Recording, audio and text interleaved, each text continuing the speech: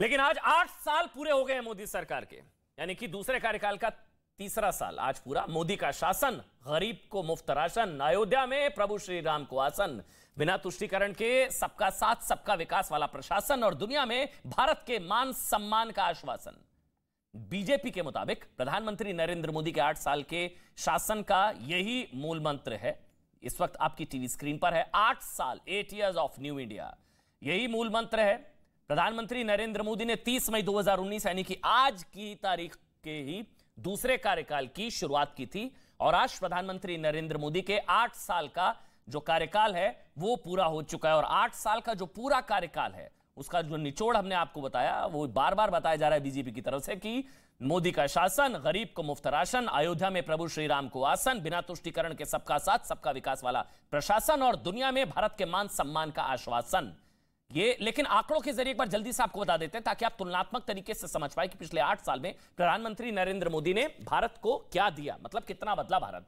देखिए भारत ने कितना विकास किया, यह बात आज आपको विकास के आधार माने जाने वाले आंकड़ों से ही हम समझाएंगे और समझने की कोशिश करेंगे। और मोदी के शासन में भारत का विकास हुआ या विनाश हुआ, मतलब बार बार जो कहा जा रहा है कि अच्छे दिन आए या नहीं आए, उसको लेकर आज हम बात करेंगे। देखिए 2013-14 में इन आंकड़ों को बहुत ध्यान से देखिएगा। 8 साल में हैप्पी हिंदुस्तान 2013-14 में 96 लाख करोड़ की जीडीपी, भारत की जीडीपी, और अब दुनिया की छठी सबसे बड़ी अर्थव्यवस्था 147 लाख करोड़ 2021-22 में भारत की जो जीडीपी है, मतलब सबसे बड़ी जीडीपी भारत की, छठी सबसे बड़ी पूरी दुनिया में 147 लाख करोड़, नंबर 1। आंकड़े जल्दी जल्दी बढ़ाते जाइए। 2014 में भारत की आर्थिक विकास दर जो थी 4.7 थी, अभी जो अनुमानित है वो 9.2 है। यह अनुमानित है 9.2, 8.8, 9.2, जबकि निर्मला सीतारमण ने यह दावा किया था 9.2 का। 2014 में भारत का विदेशी मुद्रा भंडार $295 बिलियन था। 2022 में भारत का विदेशी मुद्रा भंडार दोगुना होकर 597, लगभग $600 बिलियन हो चुका है। 600 आंकड़ों के जरिए समझिए। 2014 में भारत में प्रति व्यक्ति आय थी 74,380 और 2021 में प्रति व्यक्ति आय जो है वो 93,973 हो चुकी है। ये देखिए पहले क्या थी और अब क्या, 13-14 में कितनी थी और 2021 में कितनी है। गरीबी दर 22% थी, 2021-22 में गरीबी दर 10% के आसपास आ गई है। 2014 में महंगाई दर 8.33% थी और 2021-22 में महंगाई दर 7.79% है। 2014 में देश में कुल करदाता जो थे वो 4,72,00,000 थे और ये अब बढ़कर हो गए 8,22,00,000, मतलब टैक्स कंप्लायंस बढ़ी है। 2014 में सेंसेक्स 25,376 था, मई 2022 में सेंसेक्स जो है वो 55,925 पर पहुंच चुका है।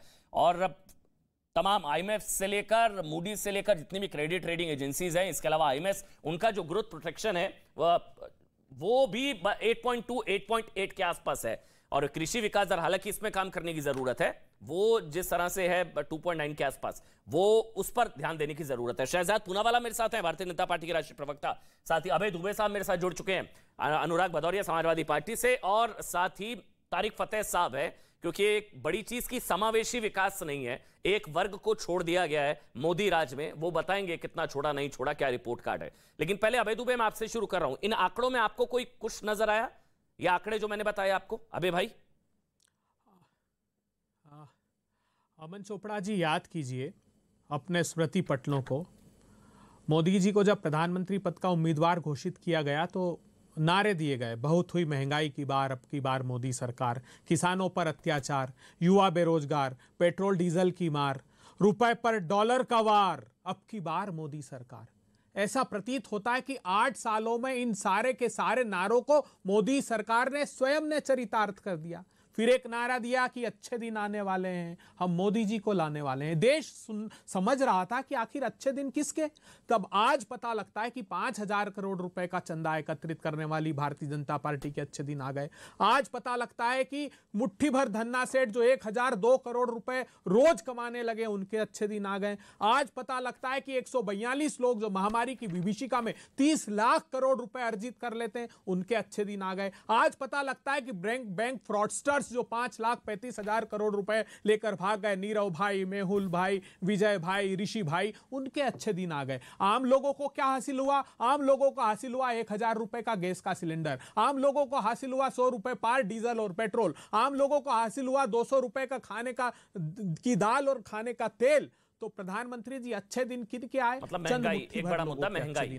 अब मैं आपको छोटे से में और प्रकाश महंगाई एक बड़ा मुद्दा सुनिए, है। एक ठीक, हाँ, एक कंप्लीट कर मिनट, लीजिए। 10 सेकंड और दीजिए। हाँ प्लीज, नहीं प्लीज प्लीज। 10 सेकंड और दीजिए। देखिए, आज आपने बड़े बड़े आंकड़े बताए, मैं आपको छोटी सी बातों का प्रकाश डालता हूं। भारतीय जनता पार्टी के लोग लगातार कहते हैं कि महामारी के कारण ये तकलीफें नहीं, महामारी के पहले मार्च 20 के पहले लगातार 8 क्वार्टर में हमारी जीडीपी की ग्रोथ नीचे जा रही थी।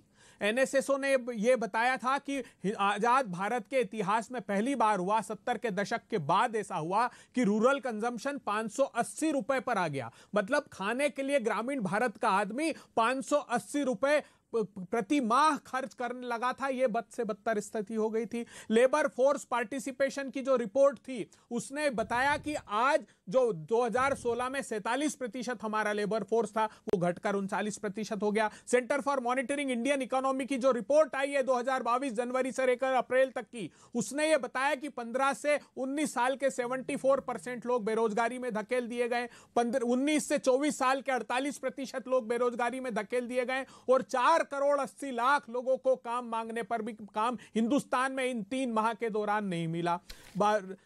आपकी parliamentary standing committee on agriculture ने बताया कि बहुत दूर की बात है जो प्रधानमंत्री जी कह रहे हैं किसानों की आय दोगुनी कर देंगे। उन्होंने कहा कि जो 3 साल में मोदी जी ने 67,000 करोड़ रुपए सरेंडर कर दिए, लेकिन एग्रीकल्चर के बजट में उसको खर्च नहीं किया। एनएसएसओ ने बताया कि एक किसान की आमदनी 27 रुपए प्रतिदिन रह गई। पार्लियामेंट्री कमेटी ऑन, देखिए मेरी एक, देखिए सिलसिलेवार देश को जान लेना चाहिए। मैं तो मैंने आपको 2.5-3 मिनट दिए, मैं एक सवाल ले सकता हूं? अमन जी, मोनोलॉग नहीं है, एक सवाल ले सकता हूं? हाँ जी। GDP growth projection, GDP growth projection कितना है? आईएमएफ का, मूडीज का, आईसीआरए का कितना है इंडिया को लेकर? वो कोरोना के बावजूद पूरी दुनिया में, जहां पूरी दुनिया की अर्थव्यवस्था का बट्टा बैठ गया है, भारत की जीडीपी ग्रोथ प्रोजेक्शन कितना है? मूडीज, आईएमएफ, आईसीआरए, कोई भी प्रोजेक्शन आप ले लीजिए सर। मतलब आलोचना हम भी समझते हैं, कुछ चीजें हैं जो अभी पेट्रोल के दाम है, महंगाई है, सही बात है, लेकिन जो चीजें अच्छी हैं उसको भी आज पूरी दुनिया भारत की तरफ देख रही है।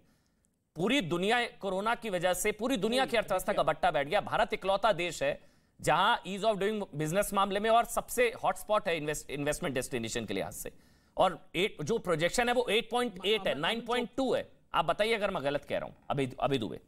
अमन जी जी। अमन चोपड़ा जी, मैं यही जानना चाहता हूं ना, आज मेरे अनुज जो हैं बहुत विद्वान प्रवक्ता भारतीय जनता पार्टी के, वो प्रकाश डालेंगे। ये बातें जो मूडीज कहता है वो भारत की पार्लियामेंट्री स्टैंडिंग कमेटी क्यों नहीं कहती, वो आरबीआई क्यों नहीं कहती? आरबीआई ने क्या रिपोर्ट दी जानते हैं आप? आरबीआई ने मिंट स्ट्रीट मेमो में यह रिपोर्ट दी है कि हिंदुस्तान का जो नोटबंदी है, जिसको आपने उपलब्धि बताई, और गलत जीएसटी, इसने एमएसएमई को स्पॉइल कर दिया, जिसका जीडीपी में 30% कंट्रीब्यूशन है, मैन्युफैक्चरिंग आउटपुट 45% है, एक्सपोर्ट में 48% इकोनॉमी और पार्लियामेंट्री अर्थव्यवस्था और महंगाई, ये दो बड़े मुद्दे हैं। अब मैं शहजाद का कमेंट ले लेता हूं। अभी भाई बहुत देर आपने बोला, बोलिए भाई शहजाद। बट्टा बिठा दिया अर्थव्यवस्था का, इकोनॉमी का, महंगाई का बुरा हाल है, बेरोजगारी दर कहां पहुंची हुई है, क्या हाल कर दिया? अच्छे दिन का वादा किया था आप लोगों ने, सुना आपने अभी दुबे को?